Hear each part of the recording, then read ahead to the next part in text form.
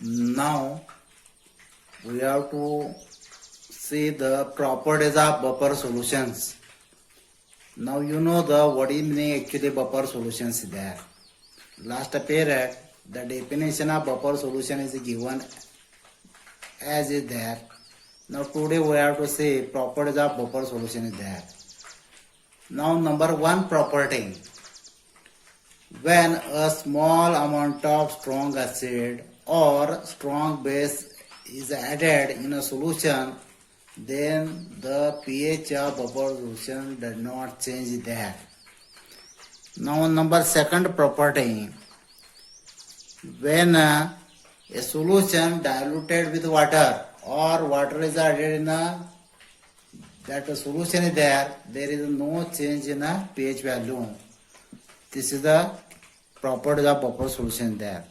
Number third is there, even a solution, any solution kept up for longer time, then there is no change in a pH value of buffer solution there. This is the third property there actually. And number fourth is there, every buffer solution has equal number of H plus and OH minus ions there.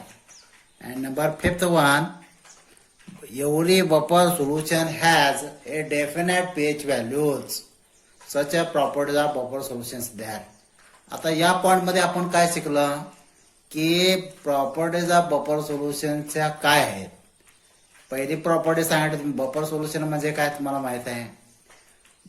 त्याच्या properties काय आहेत. पहिलं एक सांगितलं when a small acid or strong base, म्हणजे ज्या वेळेला आपण स्ट्रॉंग ऍसिड किंवा स्ट्रॉंग बेस कुठलाही ज्या वेळेला सोल्युशन मध्ये आपण ऍड करतो त्यावेळेला त्याचा त्या सोल्युशनचा पीएच बदलत नाही.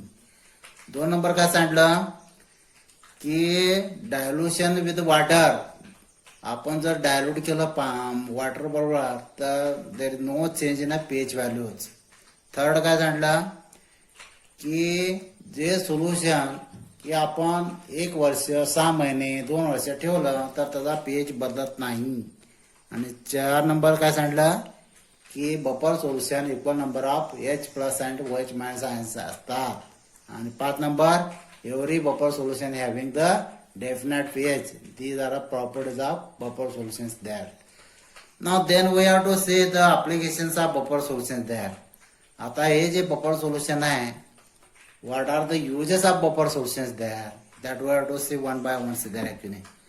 Now you know the first property in a biological system is there actually. The buffer solution चे पहिला यूज आहे की बायोकेमिकल सिस्टम मध्ये वापरलं जातं.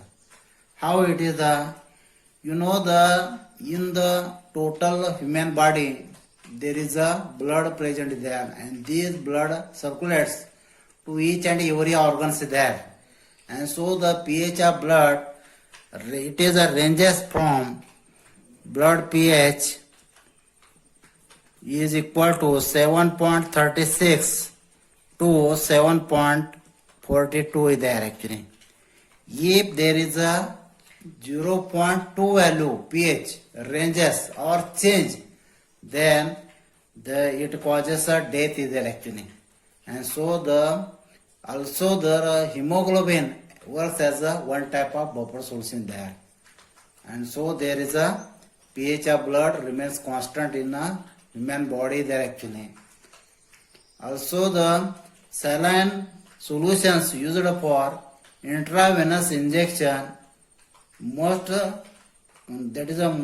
contain a buffer system or to maintain the proper pH of blood is there actually. तर म्हणजे बघा आपलं जे ब्लड आहे म्हणजे शरीरामध्ये त्याचा पीएच जो आहे 7.36 ते 7.42 पर्यंत असतो. जर समजा पीएच हा 0.2 रेंजेस जर बदलला, याच्यामध्ये समजा कमी झाला किंवा जास्त झाला तर it causes a death is actually. आणि त्याचप्रमाणे आपल्या शरीरामध्ये हिमोग्लोबिन असल्यामुळं पीएच ऑफ ब्लड जो असतो तो कॉन्स्टंट असतो. हा पहिला यूज आहे. दुसरा आहे की सलाईन ज्या वेळेला म्हणजे solution that is given to the intravenous injection ज्या वेळेला पास केलं जातं ते also contains a buffer solutions there actually. Number second is there in agricultural level. Now in the soil there is some carbonates are present there, some phosphates are present there, some sulfates solutions are present there. So the soil becomes a buffer there actually. So the choice of fertilizer depends corresponding the fertilizer is given to the soil is there and then the crop production increases there actually. म्हणजे agriculture लेवलला सुद्धा buffer solution वापरलं जातं की जो pH आहे सॉइलचा तो check केला जातो आणि चेक केल्यानंतर त्या पद्धतीचं फर्टिलायझर हे त्याला दिलं जातं, लक्षात घ्या. आणि म्हणून ऍग्रिकल्चर लेवलला याचा बफर सोल्युशनचा वापर होतो. नंतर आहे industry level. That is a buffer solution plays a important role in dyes, in ink, paint, and drug. That is the industrial level is there. You know the example, sodium benzoate is used as a buffer solution to preserve the jam and jellies there actually. म्हणजे industry लेवलला paper इंडस्ट्रीमध्ये, डाय इंडस्ट्रीमध्ये, paint इंडस्ट्रीमध्ये, Inc इंडस्ट्रीमध्ये याचा वापर केला जातो. त्यासाठी फॉर एक्झाम्पल सांगितलं सोडियम बेन्झोएट हे बफर सोल्युशन आहे, ते वापरलं जातं. जाम आणि जेलीज पॅक करायचं असेल किंवा ड्युरेशन वाढवायचं असेल लॉंग टाइम तर या बफर सोल्युशनचा वापर करून तयार केलं जातं, लक्षात घ्या. चौथा आहे medicine. You know the penicillin is preserved by the sodium citrate buffer solution द्या. पेनिसिलिन हे तुम्हाला माहिती आहे औषध. हे औषध सोडियम सिट्रेट बफर सोल्युशन वापरून तयार केलं जातं. अशा पद्धतीने मेडिसिनमध्ये याचा वापर केला जातो. पाचवा आहे in analytical chemistry. That is you know the basic radicals द्या to detection of third A group. Third group detect करण्यासाठी तुम्हाला कॉमन आयन इफेक्ट चा वापर केला जातो. For example NH4Cl and NH4OH. NH4Cl and NH4OH is added and due to the concentration of common ions NH4 increases there and so the precipitation obtained there, PPT obtained there. Third group मध्ये ज्या वेळेला precipitation येईल त्यावेळेला common ion NH4 ammonium हे increase होतं आणि त्यामुळं आपल्याला प्रेसिपिटेशन मिळतं. म्हणजे in analytical chemistry for the precipitation some are the buffer solution द्या. आता NH4Cl आणि NH4OH काय आहे? बेसिक बफर सोल्युशन द्या. And so this buffer solutions can be used in analytical chemistry.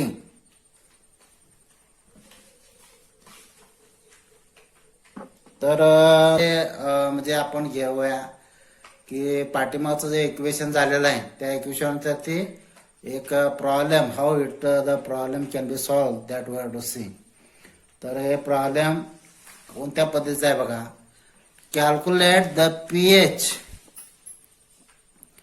of buffer solution containing a 0.04 mole of MgF magnesium chloride per liter and 0.012 mole HF hydrogen fluoride per liter.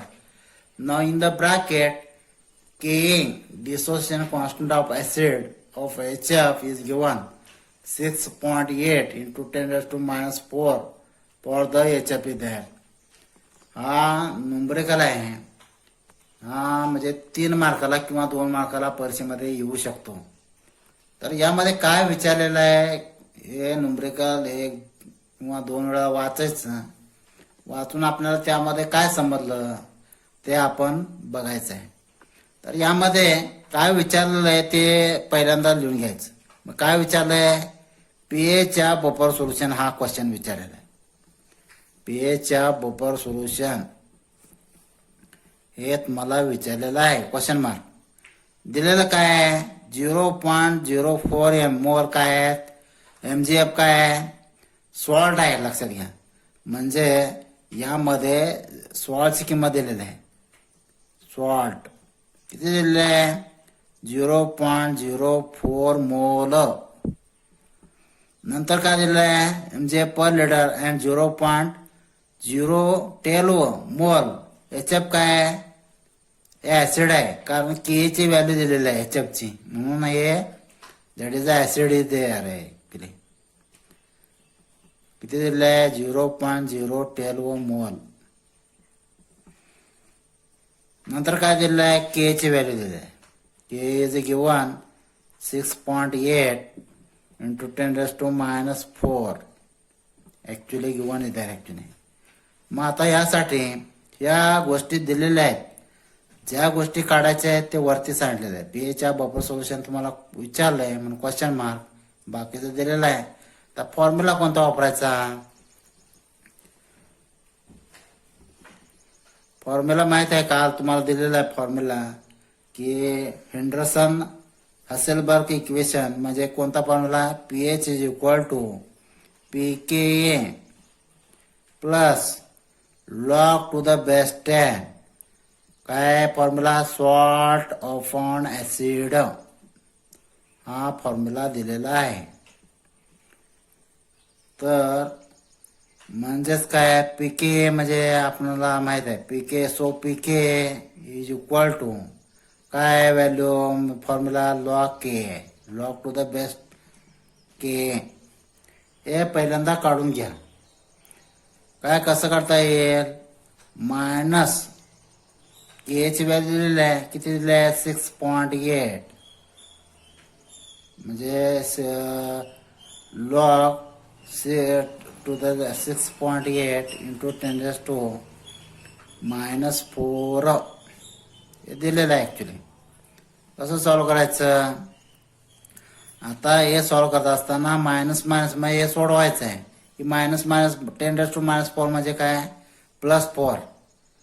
हे बघा +4 म्हणजे इथं दिलं. Minus काय येईल? Log to the base 10 6.8 येईल. बरोबर आहे? इज इक्वल टू काय येईल? 4 आहे तसंच. Minus log to the base 10 म्हणजे काय? की याचं कॅरेक्टर द्या की काय येईल? 0 पॉइंट. याचा लॉग 68चा लॉग बघा किती येईल? 68चा लॉग 8325. मग याच्यातून घालवा किती येईल? 3.1675 येईल. इथं का हे करायचं 4.00 मायनस 0.8325 हे करा म्हणजे तुम्हाला येईल 3.75 वजाबाकी केल्यानंतर. आता काय आलं? 3.1675 किंमत आली. दॅन फॉर्म्युलामध्ये किंमत ठेवा. काय येईल? PH is equal to pK चे फॉर्म म्हणजे pK plus log to the base 10 म्हणजे काय? सॉल्ट अपॉन ऍसिड दिलेलं आहे. बरोबर आहे? नंतर याच्यामध्ये पीके ची व्हॅल्यू किती आली? 3.1675 प्लस आता हे काय? लॉग टू द बेस 10 सॉल्टची व्हॅल्यू किती आहे? सॉल्टची व्हॅल्यू 0.04. ऍसिडची व्हॅल्यू किती आहे? 0.012.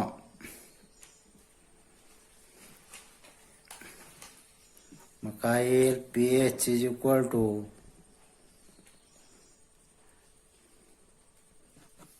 3.1675 प्लस काय येईल? आता लॉग टू द बेस 10 0.04 आपण 0.012 याची किंमत काढायची. म्हणजे याचं थोडक्यामध्ये 4 × 10⁻² भागिले 12 × 10⁻³ इज इक्वल टू 4 × 10⁻² + 3 आपण 12 येईल. म्हणजेच किती किंमत आली? 4 × 10⁻1 भागिले 12 म्हणजेच किती आले? म्हणजे 40 भागिले 12 म्हणजे 3.33 आले. म्हणजे इथं काय येईल? 3.1675 प्लस लॉग ची किंमत काढल्यानंतर लॉग टू द बेस 10 3.33 आली किंमत. म्हणजे सॉल्व करा.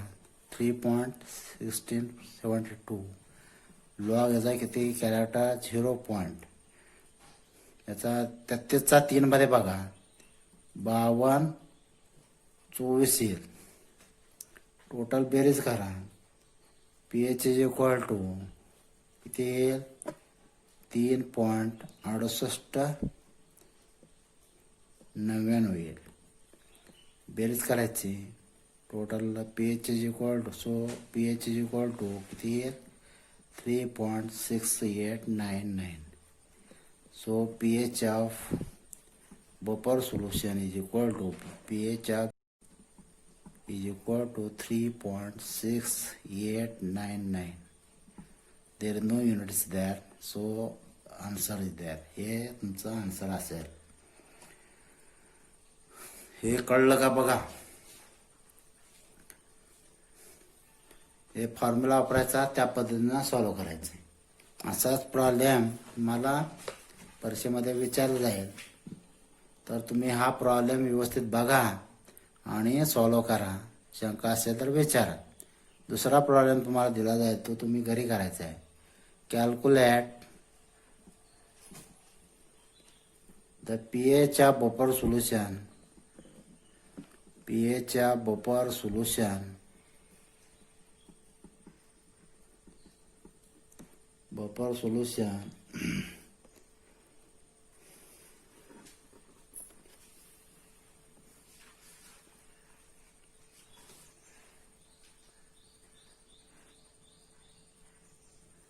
buffer solution of 0.1 mole weak base BOH. समजा weak base BOH है and 0.2 mole of it's a salt B. It's a salt BA. BAचं काय दिलं आहे KB दिलं आहे कारण KB is equal to 1.8 into 10⁻⁵ for the weak base.